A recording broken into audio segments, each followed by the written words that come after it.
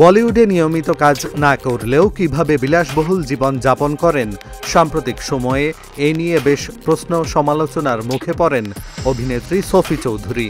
মাত্র কয়েকটি ছবিতে দেখা গেছে তাকে, যেগুলো করেছেন সেগুলো হিট নয়, কিন্তু এবার আলোচনায় এলো তার বিলাসবহুল জীবন। এ নিয়ে সমালোচনা তৈরি হতেই মুখ খুলেছেন অভিনেত্রী। সামাজিক মাধ্যমে সোফি জানিয়েছেন তার মূল আয়ের বড় অংশ আসে সঞ্চালনা ও স্টেজ পারফরমেন্স থেকে।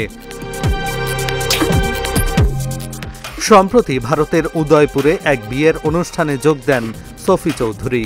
সেখানে আন্তর্জাতিক তারকা জেনিফার লোপেজ পারফরমেন্স করেন। ওই অনুষ্ঠানকে কেন্দ্র করে সোফিকে নিয়ে নানা মন্তব্য শুরু হয়। কেউ প্রশ্ন তোলেন, সিনেমায় খুব একটা দেখা যায় না, তবু এত আয় আসে কোথা থেকে?